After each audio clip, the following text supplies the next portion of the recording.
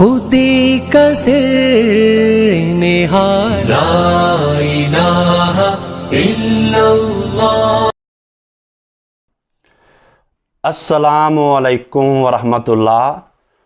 گزشتہ سے پیوستہ گفتگو طلقائے مکہ یعنی فتح مکہ کے وہ قیدی، وہ مفرور جو زندگی بھر رسول اللہ صلی اللہ علیہ وسلم سے لڑتے رہے، آپ کے پیارے صحاب کا قتل عام کرتے رہے اور اسلام کی جڑ کاٹنے کی خاطر ایڑی چوٹی کا زور لگاتے رہے، مگر یہی لوگ جن میں سر فہرست ابو سفیان اور اس کی ذریت ہے، مگر یہی لوگ فتح مکہ کے دن جب ایک بند گلی میں آ گئے، جب یہ بند گلی میں آ گئے تو ان کو فرار ہونے کے لیے کوئی راستہ نہ ملا۔ نہ یہ دائیں طرف فرار ہو سکتے تھے، نہ یہ بائیں طرف فرار ہو سکتے تھے۔ کیوں؟ اس وقت یہ رسول اللہ کے اصحاب کے نرغے میں تھے۔ تو یہ لوگ مجبوری کی حالت میں مسلمان ہو گئے اور اسلام کی صفوں میں گھس آئے۔ یہاں ایک غور طلب بات ہے جس پر ہمیں غور کرنا پڑے گا کہ رسول اللہ صلی اللہ علیہ وسلم کو اللہ نے یہ اختیار نہیں دیا تھا کہ اگر کوئی شخص اسلام میں داخل ہونا چاہو، خواہ وہ تمہیں پسند ہو یا ناپسند ہو، تم اسے روک دو۔ آپ کو ایسا اختیار نہیں تھا۔ ہم دیکھتے ہیں کہ جو بھی اسلام میں داخل ہونے کے لیے آیا، اسلام میں آپ نے اس کو اسلام میں داخل کیا۔ گو بعد میں صالح مومنین کی ایک علیحدہ فہرست بنی اور منافقین کی ایک علیحدہ فہرست بنی۔ اسی طرح فتح مکہ کے دن فتح مکہ کے طلقاء، فتح مکہ کے قیدی جب مسلمان ہوئے تو آپ انہیں ایسا نہیں کہہ سکتے تھے کہ تم لوگوں کو میں نے اسلام میں داخل نہیں کرنا۔ گو کے بعض ایسے نام ہے جو آپ نے اسلام میں داخل کیے مگر نام لے کر ان پر لعنت کی۔ ان میں مروان کا باپ حکم ہے جس پر آپ نے اس کا نام لے کر اس پر لعنت کی۔ اسی طرح دوسرا ایک شخص جو مسلمان ہونے کے لیے آیا، آپ نے اس کو مسلمان کیا مگر کہا کہ دور ہو جا میری نظروں سے، چل دور ہو میری نظروں سے، یعنی واشی بن حرب حضرت امیر حمزہ کے قاتل۔ تو یہ نقطہ واضح ہوا کہ یہ آپ کو اختیار نہیں تھا کہ تم اسلام میں داخل نہیں ہو سکتے۔ جو بھی آیا اس کے لیے آپ نے دروازہ کھولا۔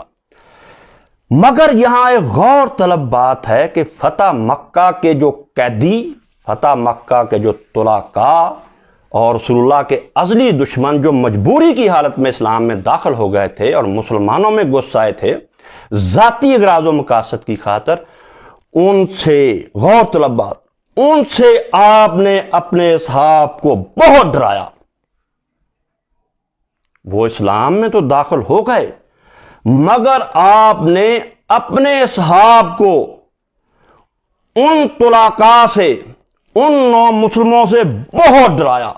یعنی آپ نے چھپے ہوئے لفظوں میں نہیں، کھلے لفظوں میں کہا خطرہ خطرہ خطرہ، ڈینجر ڈینجر ڈینجر، ان سے بچ کے رہنا، ان سے بچ کے رہنا، ان سے بچ کے رہنا۔ کیونکہ لوگوں کو گمراہ کرنے کی کوشش کی جا رہی ہے اور حضرت علی کے چاند جیسے چہرے پر تھوکنے کی کوشش کی جا رہی ہے۔ اللہ نے ہمارے یہ خون میں شامل کیا ہے کہ ہم نے علی کا دفاع کرنا اور ان کے دشمنوں کا تعاقب کرنا ہے۔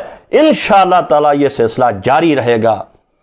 تو آج کچھ احادیث کی شرح کرنی ہے، ان کی باطنی شرح کرنی ہے کہ ان احادیث کا ظاہر تو ہمیں نظر آ رہا ہے، باطن کیا ہے۔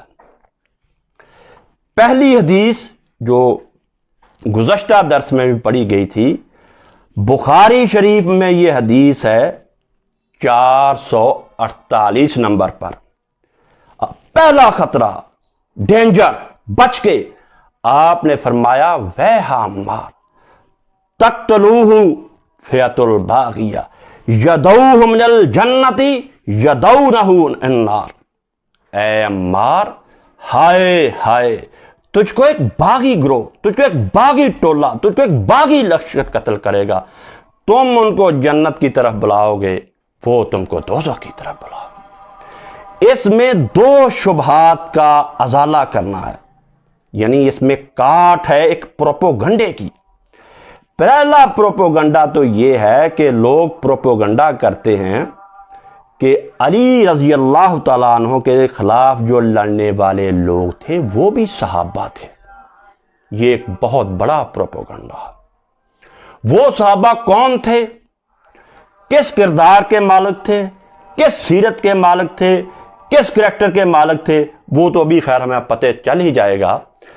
इसमें एक बात यह है जिसका प्रोपोगंडा बहुत हो रहा है कि जो दूसरी तरफ थे वो भी सहाबा थे। मगर बात गौर करने की है कि आपने कहा अम्मार तख्तलुहुल फ़ियतुल बाग़िया, अम्मार तेरी हलाकत एक बागी ग्रोह के हाथों होगी। इसमें क्या आपने अपना फैसला भी फरमा दिया कि जो तेरे साथ लड़ेगा वो बागी होगा, और निशानी अम्मार को मुकर्रर कर दी।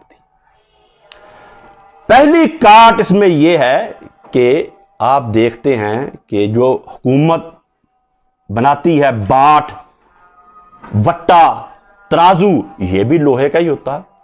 अगर कोई शख्स कहे कि यार मेरे पास ये देखो लोहा, इससे अच्छा है, मैं तो प्याज इससे तोल कर लूंगा, ये तुम्हारा जो किलो का बाट है, ये 2 किलो का बाट है, ये 5 किलो का वट्टा है, मैं इससे नहीं तोल कर लूंगा, ये भी लोहा है, मगर मैं अपना बाट ये घर से लेकर आया हूं, इससे मैं तोलूंगा।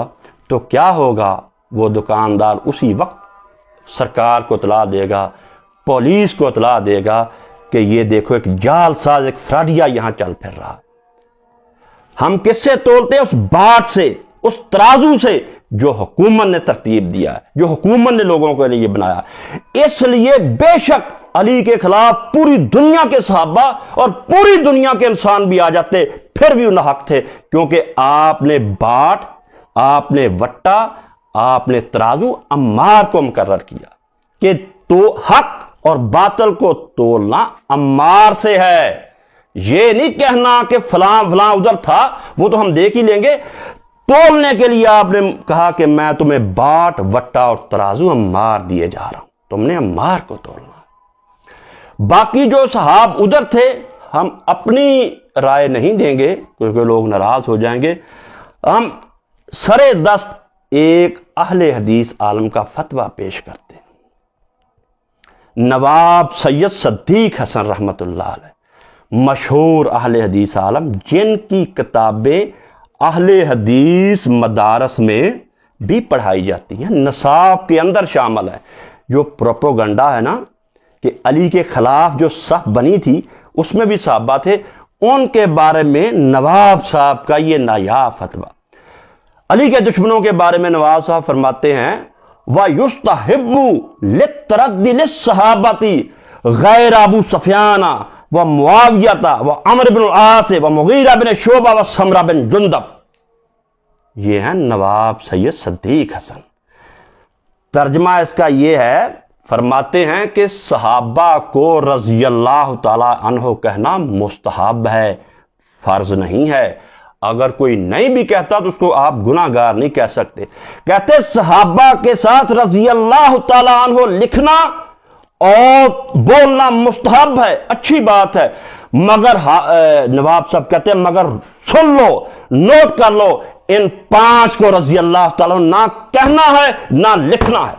उनमें आपने फरमाया अबू सफियान, मुआविया, अमर बिन आस, मुगीरा बिन शोबा, समरा बिन जुंदब, इन 5 लोगों को कतअन रज़ी अल्लाह ताला ने लिखना, ना ये कहना ये वो लोग थे जो अली से लड़े थे। हाँ, इनके अलग-अलग भी अगर मताला किया जाए तो रसूलुल्लाह और सहाबा के अक़वाल इनके बारे में मिल सकते हैं जिनमें बड़े सख्त अल्फाज। दूसरा एक प्रोपोगंडा के बहुत खुले लफ्जों में भी और नास्बी दबे लफ्जों में भी कहते हैं, अली की दुश्मनी इनके दिलों में तीर बनकर चुभी हुई है, ये करवटें लेते हैं। جب یہ بے قراری سے کروٹیں لیتے ہیں تو ان کے اندر سے یہ بات نکلتی ہے کہ حضرت علی کے لشکر میں وہی لوگ تھے جنہوں نے حضرت عثمان کا گھیراؤ کیا اور بعد میں شہید ہو گئے۔ تو یہاں ایک مجھے واقعہ بھی یاد آ گیا، یادش بخیر، کہ مجھے اس وقت میں پڑھتا تھا، ایک بندے نے ایسے ہی مجھے کہا کہ حضرت عثمان کو جو شہید کرنے والے لوگ تھے وہی حضرت علی کے لشکر میں شامل ہو گئے۔ خیر میں اس وقت طالب علم تھا، مجھے بات نہیں آئی، گھر آ کے میں نے ابا جی سے کہا کہ فلاں آدمی نے ایسے کہا۔ انہوں نے کہا بیٹا اس میں پریشانی والی کون سی بات ہے، رسول اللہ علی کا پورا انتظام کر کے گئے۔ جو اگلا جملہ ہے یدعونہم للجنہ، کہ عمار ان کو جنت کی طرف بلائے گا، یعنی عمار کے ساتھ جو لوگ کھڑے ہیں وہ جنت کی طرف جا رہے ہیں، وہ حق پر ہیں۔ ہاں تم انہیں حضرت عثمان کے قاتل کہو، تم انہیں سبائی کہو، تم انہیں کوفی کہو، جو مرضی گال دو، یدعوہم للجنتی، وہ ان کو جنت کی طرف بلائے گا۔ جو عمار کے دائیں بائیں آگے پیچھے کھڑے ہو گئے، جو مرضی ان کو نام لو، وہ جنتی ہیں، وہ جنت کا قافلہ ہے۔ جو علی کی گاڑی میں بیٹھا جنت کی طرف جا رہا۔ تو فرمایا اگلا جملہ اس سے بھی زیادہ خطرناک ہے، جس نے ان کا جینا حرام کر دیا، کہ عمار کے بارے میں آپ نے فرمایا وَيَدْعُونَهُ لَنَّ، کہ وہ تمہیں دوزخ کی طرف بلائیں۔ تو پھر والد صاحب نے فرمایا کہ وہ جو سامنے باغی تھے، جو شورش پسند تھے، جو لڑ رہے تھے، ان کا مطالبہ تو تھا کہ ہم عثمان رضی اللہ تعالیٰ عنہ کا قصاص لے رہے ہیں، تو کیا عثمان رضی اللہ تعالیٰ عنہ کے قصاص کا مطالبہ کرنا دوزخ کی دعوت ہے؟ آؤ ہم عثمان کا قصاص لیں، تو آپ کہہ رہے ہیں کہ یہ دوزخ کی دعوت ہے؟ یعنی عثمان رضی اللہ تعالیٰ عنہ کے قصاص کا مطالبہ کرنا دوزخ کو جانے کا مطالبہ کرنا ایک دوزخ کی دعوت ہے، ایک دھوکے کی دعوت ہے۔ یہاں روک کے بھی ایک بات کہوں گا کہ جس لشکر نے بھی، جس فرد نے بھی، جس جتھے نے بھی قصاص عثمان کا آج تک نعرہ لگایا، اس کے منہ پر رسول اللہ کا ٹھپا موجود ہے کہ یہ جھوٹ بولتا۔ آپ اس کو جھوٹا باغی یا اس کے جھوٹے ہونے کی کئی روایات بیان کر کے گئے۔ تو یہ مسئلہ حل ہو گیا کہ اگر تم نے یہ کہا کہ وہ حضرت علی کے لشکر میں شامل ہو گئے، اس کا مطلب وہ تو جنتی ہو گئے، وہ تو جنت کو جا رہے ہیں، قتل عثمان انہیں اچھا کام کیا۔ اور جو آپ کہہ رہے ہیں کہ سامنے صحابہ تھے، وہ تو دوزخ کی طرف بلا رہے تھے کہ عثمان کا قصاص دوزخ کی دعوت ہوئی۔ الجھا ہے پاؤں یار کا زلف دراز میں، لو آپ اپنے دام میں صیاد آ گیا۔ دوسری حدیث جسے حضرت امام ترمذی نے نقل کیا ہے، اور حدیث کا نمبر ہے 2192، اذا فسد اہل الشام فلا خیر فیہ، جب شامی لوگ بگڑ جائیں گے، بغاوت پر اتر جائیں گے، شورش پر اتر آئیں گے، قتل و غارت کریں گے لوگوں، پھر تم لوگوں کا جینا مشکل ہو جائے، خطرہ خطرہ، ڈینجر۔ اس کے لیے ایک مثال دوں گا کہ جب شامیوں نے بغاوت کی، ابھی حضرت علی زندہ تھے، تو بسر بن ابی اختا کو، جن کے بارے میں امام دار قطنی لکھتے ہیں، یہ شخص صحابہ میں شامل ہے۔ کس قسم کے لوگ علی سے ڈال رہے تھے؟ امام دار قطنی کہتے ہیں بسر بن ابی اختا ایک برا آدمی تھا، ایک برا شخص تھا، اور دوسرے کئی ائمہ کہتے ہیں کہ یہ وہ شخص ہے جو رسول اللہ کی وفات کے بعد رائے راست پر قائم نہیں رہا۔ اس نے مدینہ پر حملہ کیا۔ جب حملہ کیا تو صحابہ نے غاروں میں چھپ کر جانیں بچائیں۔ میزبان رسالت مآب صلی اللہ علیہ وسلم ابو ایوب انصاری بھاگ کر کوفے میں حضرت علی کے پاس چلے گئے، صحابہ نے چھپ کر جانیں بچائیں۔ جابر بن عبداللہ انصاری کئی دن چھپا رہا۔ یہ وہی ہے جس نے جنگ خندق کے دن سارے مجاہدین کی دعوت کی تھی۔ آج بسر کے خوف سے چھپا ہوا ہے غار کے اندر، حتیٰ کہ اس نے کہا میں مدینے والوں تم لوگوں کو چیر پھاڑ کر رکھ دوں گا، میرے سامنے جابر بن عبداللہ انصاری کو پیش کرو۔ پھر ام سلمہ کے کہنے پر یہ پیش ہوئے۔ تو آپ کا یہ ارشاد کہ خطرہ اذا فسد اہل الشام فلا خیر فیہ۔ تیسری حدیث پھر آپ نے کہا کہ خطرہ خطرہ خطرہ، اول من یغیر سنتی رجل بن بنی امیہ۔ الصحیح حدیث نمبر 1749، آپ نے فرمایا کہ میری سنت کو، میری خلافت کو، میری بنائی اسلامی حکومت کو جو بدل کر ڈکٹیٹرشپ میں شامل کر دے گا، اسے ڈکٹیٹرشپ بنا دے گا، ملوکیت بنا دے گا، امارت بنا دے گا، سلطنت بتا دے گا، بادشاہت بنا دے گا، وہ معاویہ ہوگا۔ علامہ ناصر الدین الالبانی فرماتے ہیں کہ وہ معاویہ ہے جس نے رسول اللہ کی سنت کو تبدیل کیا۔ البانی کہتے ہیں وہ معاویہ ہے، اور رشید رضا مصری کہتے ہیں کہ اسلام میں ڈکٹیٹرشپ اور تغلب کی بری سنت جس شخص نے ایجاد کی وہ معاویہ ہے۔ وہ فرماتے ہیں کہ معاویہ نے لوگوں کو یہ راستہ دکھایا، جیسا آپ نے کہا کہ پہلا جو شخص ہوگا وہ بنو امیہ کا ہوگا، یعنی معاویہ، گو کہ بعد میں اور بھی بڑے ڈکٹیٹر آئیں گے، مشرف آئے گا، سکندر آئے گا، ایوب خان آئے گا، لیکن جس نے بنیاد رکھنی ہے، جس نے پہلی اسلامی حکومت کو توڑ کر جابرانہ حکومت کا قیام کرنا ہے، وہ معاویہ۔ تو علامہ رشید رضا مصری کہتے ہیں کہ معاویہ پہلا آدمی ہے جس نے بری سنت کا ایجاد کیا، کیا کہ طاقت جمع کرو، لوگ جمع کرو، اور طاقت کے بلبوتے پر اسلامی حکومت پر قبضہ کرنے کا راستہ لوگوں کو معاویہ نے دکھایا۔ اب قیامت تک جتنے بھی لوگ اسلامی حکومت پر شب خون ماریں گے، لوگوں کی عزتیں لوٹیں گے، قتل و غارت کریں گے، ان سب کا پلڑا، ان سب کا گناہ معاویہ کے حصے میں آئے گا۔ کیوں؟ رسول اللہ نے فرمایا جب بھی کوئی شخص بری سنت کا آغاز کرتا ہے اور بعد میں جو لوگ اس پر عمل کرتے ہیں، ان سب کا گناہ پہلے بندے کے کھاتے میں پڑتا ہے۔ یہاں آپ نے قابیل کی مثال دی جس نے حضرت آدم کے بیٹے حضرت حابیل کو شہید کر دیا تھا۔ تو یہ لوٹ مار اور حکومت پر طاقت کے بلبوتے پر قبضہ کرنے کی سنت معاویہ نے ایجاد کی، گو کہ آپ نے اس کے سے بھی لوگوں کو ڈرایا کہ خطرہ خطرہ، میں آگاہ کیے جا رہا ہوں۔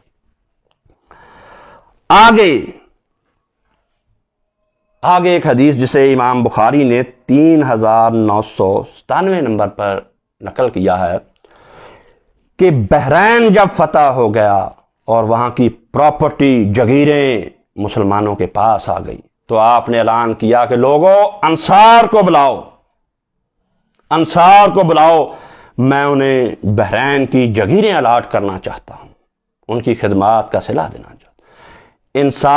انصار بارگاہ رسالت مآب صلی اللہ علیہ وسلم میں حاضر ہوئے اور آپ کی یہ خواہش کا انہوں نے یہ جواب دیا کہ یا رسول اللہ، ہم وہ پراپرٹیاں، ہم وہ جگیریں نہیں لینا چاہتے، آپ وہ جاگیریں، وہ مربے، وہ کھیتیاں ہمارے مہاجر بھائیوں کو دے دو۔ آپ صلی اللہ علیہ وسلم بہت خوش ہوئے، مگر آسمان سے ساتھ ہی وحی آ گئی۔ آپ نے فرمایا اچھا تم نہیں لینا چاہتے؟ پھر آپ نے فرمایا ستلقون بعدی عسرتن فاصبر حتی تلقونی علی الحوض، میں شاباش دیتا ہوں مگر تھوڑے ہی عرصے بعد تم لوگوں سے بہت زیادتیاں ہوں گی، تم پر ظلم ہوگا، تم صبر کیے رہنا حتیٰ کہ حوض پر میں تمہارا استقبال کروں گا۔ مہاجرین کے ساتھ تو ہوئی، انصار کے ساتھ آپ نے دیکھ لیا کہ پہلا انصار پر حملہ بسر بن ابی عطا جو حضرت معاویہ کا شوٹر تھا اس نے کیا، اور کیا حال ہوا صحابہ کا آپ پڑھ سکتے ہیں، بخاری پڑھ سکتے ہیں، آپ مسلم شریف پڑھ سکتے ہیں۔ تو یہاں آپ نے کہا کہ تمہارے ساتھ زیادتیاں ہوں گی۔ اس حدیث کو معاویہ کے سامنے میزبان رسالت حضرت ابو ایوب الانصاری نے دہرایا۔ جب ان کا معاویہ نے مذاق اڑایا، ٹھٹھا کیا، تو انہوں نے کہا یہ ٹھٹھا اور مذاق، اس کی تو ہمیں رسول اللہ اطلاع کہتے کہ تم لوگوں کے ساتھ بڑی زیادتیاں ہوں گی۔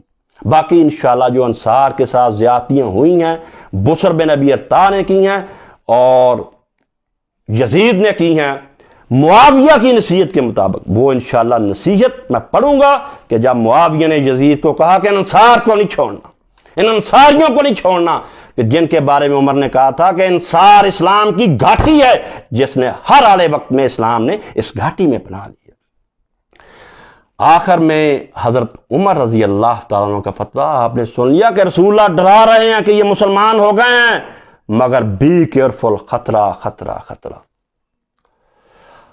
اب حضرت عمر وہ بھی اس خطرے کو بھانپ گئے۔ بخاری شریف حدیث نمبر 6830، حضرت عمر نے اپنے خطبے میں فرمایا، العشیۃ فی الناس فمحذروہم ہؤلاء الذین یریدون ان یکذبوہم امورہم۔ لوگوں، خطرہ خطرہ خطرہ خطرہ پیدا ہو گیا، جتھا پیدا ہو گیا، تم میں سے گروہ منظم ہو چکا ہے جو طاقت کے بل بوتے پر مسلمانوں کے اقتدار خلافت پر قبضہ کر لینا چاہتا ہے۔ مسلم شریف کی روایت جو انشاءاللہ پڑھیں گے پھر کبھی، اس میں ہے کہ حضرت عمر نے کھول کر بتا دیا، جیسا کہ گفتگو کے شروع میں نے کہا تھا، کہ وہ جتھا، وہ گروہ جو مسلمانوں کے اقتدار پر قبضہ کرنے کے لیے مسلمان ہوا تھا، یہ وہ جتھا ہے، یہ وہ گروہ ہے جن کو ہم نے جوتے مار مار کر اسلام میں داخل ہوا تھا۔ انہیں اسلام پسند نہیں تھا، وہ داخل نہیں ہوتے تھے، ہم نے ٹھوکریں ماری اور سر پر جوتے برسائے، پھر وہ مجبوری کی حالت میں مسلمان ہو گئے۔ سب سے بعد میں آئے، سب سے پہلے سے لڑا، اقتدار پر قابض ہو کر بیٹھ گئے۔ نارنگیے سیاست دوران تو دیکھیے، منزل انہیں ملی جو شریک سفر نہ تھے۔ سرفروشی کی تمنا اب ہمارے دل میں ہے، سرفروشی کی تمنا اب ہمارے دل میں ہے، دیکھنا ہے زور کتنا بازوئے قاتل میں ہے۔ اللہ ہمارا حامی و ناصر۔ سبحان ربك رب العزة عما يصفون وسلام على المرسلين والحمد لله رب العالمين، وصلى الله على سيدنا محمد وعلى